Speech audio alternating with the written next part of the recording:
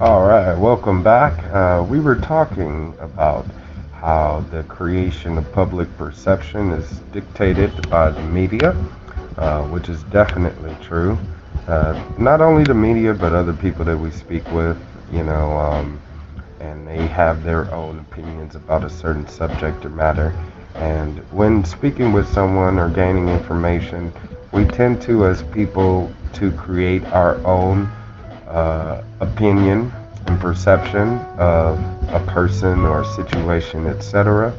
And it's very important for us as people that when we do such a thing, that we go out and we do investigations into the matters or facts of the matter just to find out if we are true in our feelings, and especially when we go to express those opinions towards one another. For instance, the last time I was at court, I went outside to protest, as I always do and will always do.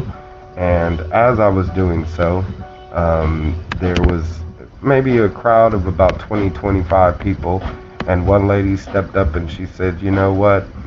It's not the people's fault that the system is the way that it is. It's the politicians that we elect and put in office to create these policies, etc. And I said, you're absolutely right, ma'am. And I said, here, can I give you one of my flyers because I'm running for governor of California? And she said, no, I'm fine. And I said, well, you just pointed out, a very good, valid point, which is we, the people, need to change our elected officials in order to have back this free country that we have in mind. And she said, well, that's okay. I wish you all the best of luck, etc. So I was like, that's fine, and I continued speaking to the rest of the people there. And as I was, an officer came outside and told me that I can't be harassing the people. She then stood up and said, yes, he's harassing me. And I said, what do you mean? You started talking to me first.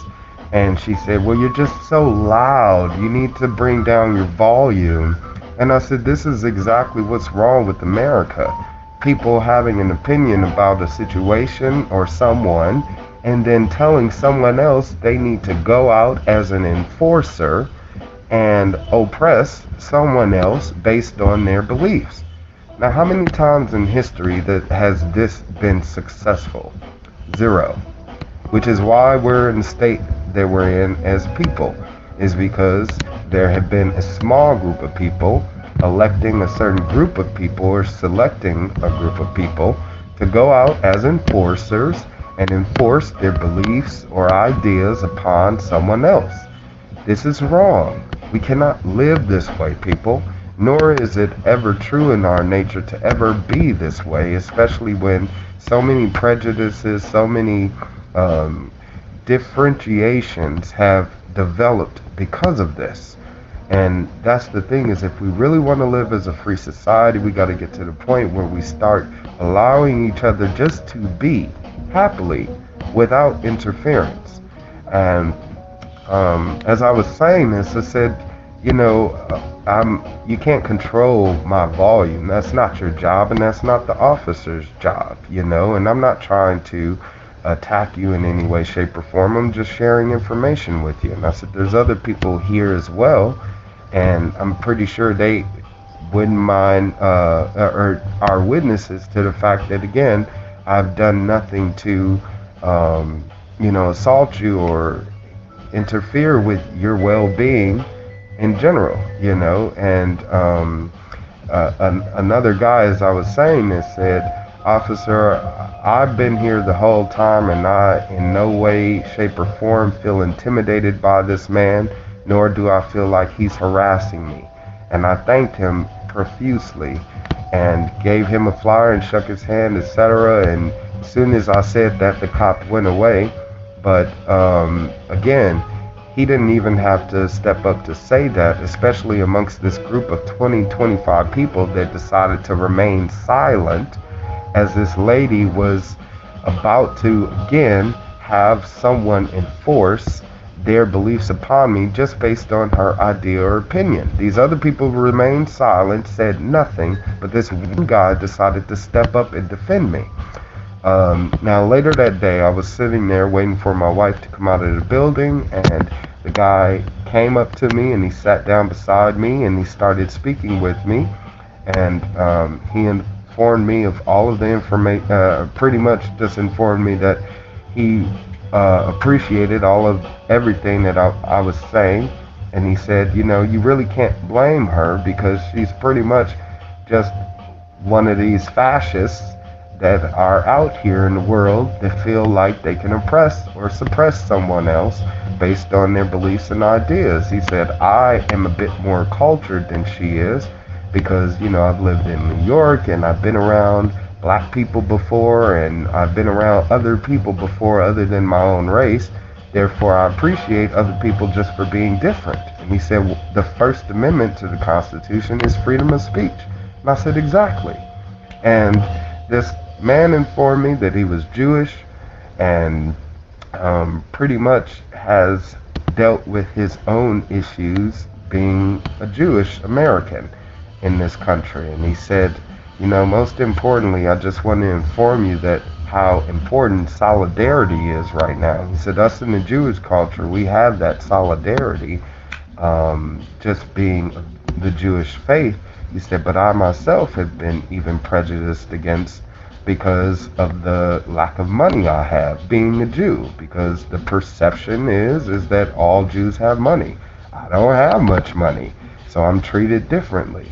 But he said, when it comes to helping out one another, despite how much money I have, they're there to help me. And he said, that's one thing that I hope and pray that you're able to gain by doing what you're doing, because it's essential and what you're trying to accomplish here, and you'll be more successful at doing that once you're able to gain more citizenry. And I completely agreed with them. And during this extended conversation that went on for about an hour or so, we were talking about the Jewish apartheid and the establishment of pretty much the police state in America, etc. And one of the last few things that he told me as we were parting ways was, you need to gain more of a white audience. This is a Jewish man telling me this, and I'm a black man. See?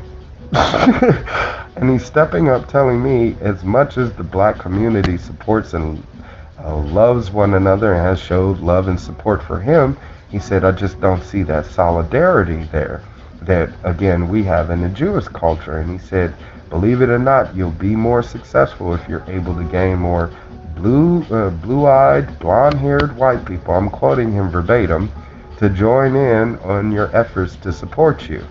And it's unfortunate how true this is. And the reason why I can say that's true is because we all know it's true. You know, just look at the success of Barack Obama. Had he not been supported by those groups of people, we, the black community, probably would not have supported him as much as we have, because he probably would have been is seen as a radical, like me. But again, because he was supported by so many other individual groups, as well as money, big money, then he was given that opportunity to shine, so to speak.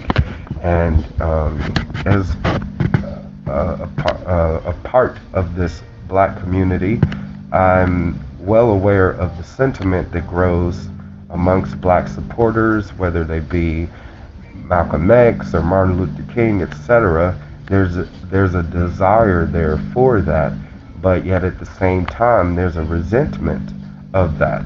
And it's unfortunate because just in general, we as people should want to support someone or anyone, for the fact that would stand up to defend our true beliefs as human beings, which is to be free, which is to be loving, which is to be liberated. And that's why we live in America. No matter what you are, no matter who you are, no matter what faith you are, no matter what race you are, you live in America because you believe in freedom, you believe in democracy, you believe in interdependence, you believe in all of this. And that's why this country exists. We'll come back and pick up there.